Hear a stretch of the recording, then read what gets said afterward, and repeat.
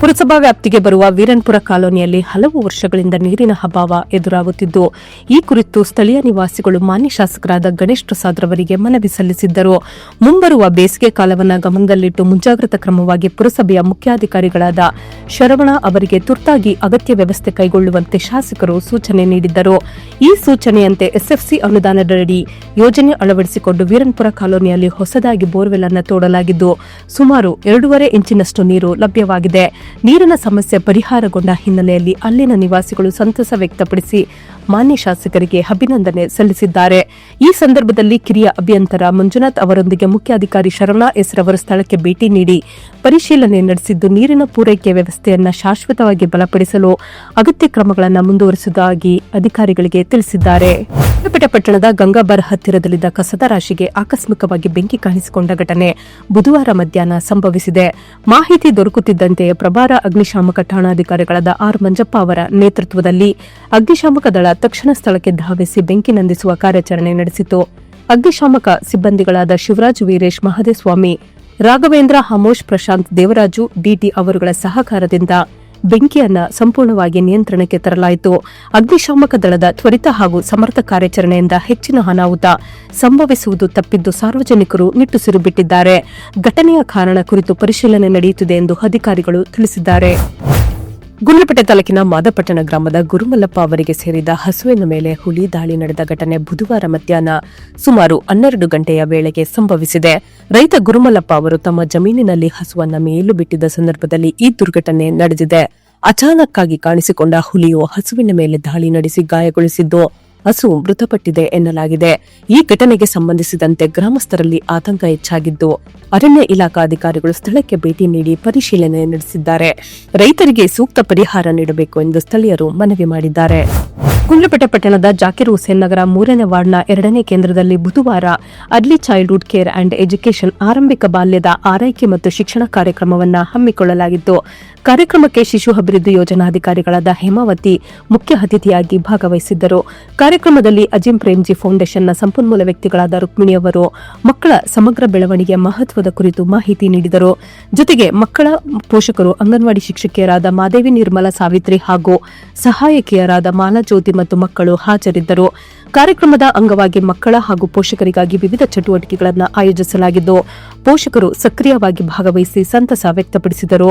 ECCE ಕಾರ್ಯಕ್ರಮವು ಮಕ್ಕಳ ಶೈಕ್ಷಣಿಕ ಮತ್ತು ಮಾನಸಿಕ ಬೆಳವಣಿಗೆಗೆ ಮಹತ್ವದ ವೇದಿಕೆಯಾಗಿದ್ದು, ಮುಂದೆಯೂ ಇಂತಹ ಕಾರ್ಯಕ್ರಮಗಳನ್ನು ನಿರಂತರವಾಗಿ ನಡೆಸಲಾಗುವುದು ಎಂದು ಆಯೋಜಕರು ತಿಳಿಸಿದ್ದಾರೆ.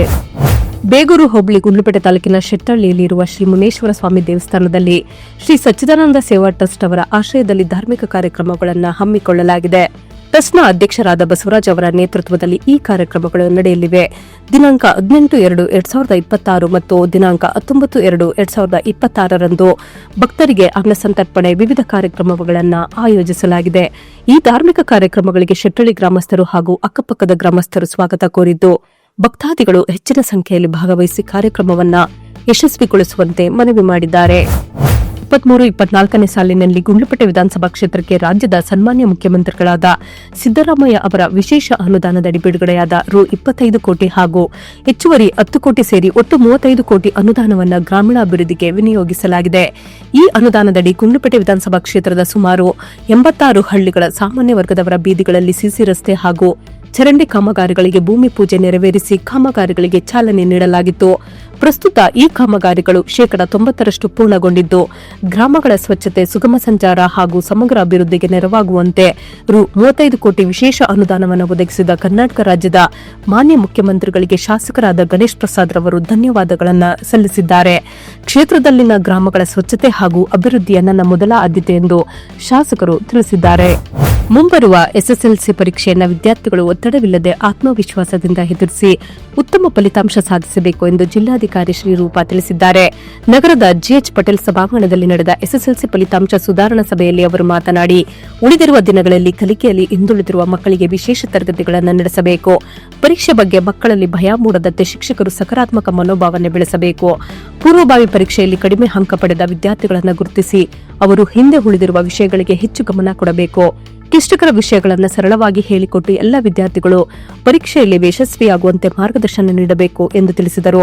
ಈ ಸಂದರ್ಭದಲ್ಲಿ ಜಿಲ್ಲಾ ಪಂಚಾಯತ್ ಮುಖ್ಯ ಕಾರ್ಯನಿರ್ವಾಹಕ ಅಧಿಕಾರಿ ಮೋನಾರತ್ ರವರು ಹಳೆಯ ಪ್ರಶ್ನೆ ಪತ್ರಿಕೆಗಳ ಅಭ್ಯಾಸ ಮಾಡಿಸಿ ಪೋಷಕರ ಸಹಕಾರದಿಂದ ಮಕ್ಕಳ ಕಲಿಕೆಗೆ ಉತ್ತೇಜನ ನೀಡಬೇಕು ಎಂದರು. ಇದೇ ವೇಳೆ 2022-23 ಹಾಗೂ 2023-24ನೇ ಸಾಲಿನಲ್ಲಿ ಎಸ್ಎಸ್ಎಲ್ಸಿ ಪರೀಕ್ಷೆಯಲ್ಲಿ 100% ಫಲಿತಾಂಶ ಪಡೆದ 83 ಶಾಲೆಗಳ ಮುಖ್ಯೋಪಾಧ್ಯಾಯರಿಗೆ ಅಭಿನಂದನಾ ಫಲಕಗಳನ್ನು ವಿತರಿಸಲಾಯಿತು.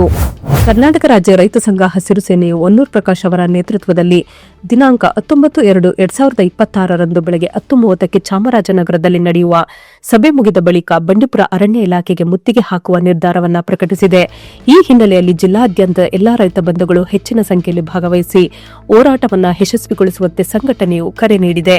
ಯಾವುದೇ ಕಾರಣಕ್ಕೂ ಸಫಾರಿ ಓಪನ್ ಮಾಡಲು ಅವಕಾಶ ನೀಡಬಾರದು ಎಂದು ಸಂಘಟನೆ ಸ್ಪಷ್ಟಪಡಿಸಿದ್ದು, ಎಲ್ಲರೂ ಸಮಯಕ್ಕೆ ಸರಿಯಾಗಿ ಹಾಜರಾಗಿ ಏಕತೆಯಿಂದ ಭಾಗವಹಿಸುವಂತೆ ಮನವಿ ಮಾಡಿದೆ. ಕಳೆದ ನವೆಂಬರ್ 7ರಿಂದ ಸ್ಥಗಿತಗೊಂಡಿದ್ದ ಬಂಡೀಪುರ ಹುಲಿ ಸಂರಕ್ಷಿತ ಪ್ರದೇಶ ಹಾಗೂ ನಾಗರಹೊಳೆ ಹುಲಿ ಸಂರಕ್ಷಿತ ಪ್ರದೇಶಗಳ ಸಫಾರಿಯನ್ನು ತಾಂತ್ರಿಕ ಸಮಿತಿಯ ಪ್ರಾಥಮಿಕ ವರದಿ ಆಧರಿಸಿ ಹಂತ ಹಂತವಾಗಿ ಪುನರಾರಂಭಿಸಲು ಸರ್ಕಾರ ತೀರ್ಮಾನಿಸಿದೆ ಎಂದು ಅರಣ್ಯ ಸಚಿವ ಈಶ್ವರ್ ಬಿ ಖಂಡ್ರೆ ತಿಳಿಸಿದ್ದಾರೆ. ಬಂಡೀಪುರದ ಒಟ್ಟು ವಿಸ್ತೀರ್ಣ 1036 ಚದರ ಕಿಲೋಮೀಟರ್ ಆಗಿದ್ದು, ಪ್ರವಾಸೋದ್ಯಮ ವಲಯ ಕೇವಲ 8%ರಷ್ಟಿದೆ. ನಾಗರಹೊಳೆಯ ಒಟ್ಟು ವಿಸ್ತೀರ್ಣ 844 ಚದರ ಕಿಲೋಮೀಟರ್ ಆಗಿದ್ದು, ಪ್ರವಾಸೋದ್ಯಮ ವಲಯ 7.5% ಮಾತ್ರವಾಗಿದೆ. ಹೀಗಾಗಿ ಹುಲಿ ಮಾನವ ಸಂಘರ್ಷಕ್ಕೆ ಸಫಾರಿಯ ಕಾರಣ ಎನ್ನಲು ವೈಜ್ಞಾನಿಕ ಆಧಾರ ಇಲ್ಲ ಎಂದು ಅಧಿಕಾರಿಗಳು ತಿಳಿಸಿದ್ದಾರೆ. ಸ್ಥಳೀಯರು ಹಾಗೂ ರೆಸಾರ್ಟ್ ಸಿಬ್ಬಂದಿಯಿಂದ ಸಫಾರಿ ಪುನರಾರಂಭಕ್ಕೆ ಮನವಿಗಳು ಬಂದ ಹಿನ್ನೆಲೆ ಜೀವ ಸಂರಕ್ಷಣೆ ಜೊತೆಗೆ ಜೀವನೋಪಾಯ ಕಾಪಾಡುವ ಉದ್ದೇಶದಿಂದ ಸಫಾರಿಯನ್ನು ನಿಯಂತ್ರಿತವಾಗಿ ಆರಂಭಿಸಲು ನಿರ್ಧಾರ ಕೈಗೊಳ್ಳಲಾಗಿದೆ ಎಂದರು. ಈ ಹಿಂದೆ ಬಂಡೀಪುರದಲ್ಲಿ ದಿನಕ್ಕೆ 8 ಗಂಟೆಗಳ ಕಾಲ ಸಫಾರಿ ನಡೆಯುತ್ತಿದ್ದು, ಇದೀಗ ಅದನ್ನು 5 ಗಂಟೆಗೆ ಇಳಿಸಲಾಗಿದೆ. ಸುಂಕದಕಟ್ಟೆ ಪ್ರದೇಶದಲ್ಲಿ 6 ಗಂಟೆ ಹಾಗೂ ನಾಗರಹೊಳೆಯ 4 ಗಂಟೆಗಳ ಕಾಲ ಮಾತ್ರ ಪ್ರಥಮ ಹಂತದಲ್ಲಿ ಸಫಾರಿಯನ್ನ ನಡೆಸಲಾಗುತ್ತದೆ ಎಂದರು. ಸಿಬ್ಬಂದಿ ಕೊರತೆಯನ್ನು ಗಮನದಲ್ಲಿಟ್ಟುಕೊಂಡು ಪ್ರಾರಂಭಿಕ ಹಂತದಲ್ಲಿ 50% ಸಫಾರಿ ವಾಹನಗಳನ್ನಷ್ಟೇ ಬಳಸಲಾಗುತ್ತದೆ ಎಂದು ತಿಳಿಸಿದರು. ಈ ನಿರ್ಧಾರವು ಕಳೆದ ಜನವರಿ 2ರಂದು ಮುಖ್ಯಮಂತ್ರಿ ನೇತೃತ್ವದಲ್ಲಿ ನಡೆದ ಕರ್ನಾಟಕ ವನ್ಯಜೀವಿ ಮಂಡಳಿಯ 20ನೇ ಸಭೆಯಲ್ಲಿ ತಾಂತ್ರಿಕ ಸಮಿತಿ ರಚಿಸಿ ಅಧ್ಯಯನ ವರದಿ ಆಧರಿಸಿ ಸಫಾರಿಯನ್ನ ಹಂತ ಹಂತವಾಗಿ ಆರಂಭಿಸುವ ತೀರ್ಮಾನದ ಮುಂದುವರಿಕೆಯಾಗಿದೆ ಎಂದು ಸಚಿವರು ಸ್ಪಷ್ಟಪಡಿಸಿದ್ದಾರೆ. ಸೊ ಫ್ರೆಂಡ್ಸ್, ಇದಾಗಿತ್ತು ಇವತ್ತಿನ ನ್ಯೂಸ್. ನಿಮಗೆ ಈ ಹೊಸ ಪ್ರಯತ್ನ ಇಷ್ಟವಾದಲ್ಲಿ ಕೂಡಲೇ ನಮ್ಮ ಚಾನೆಲ್ ಅನ್ನು ಲೈಕ್ ಮಾಡಿ, ಶೇರ್ ಮಾಡಿ, ಸಬ್ಸ್ಕ್ರೈಬ್ ಮಾಡಿ.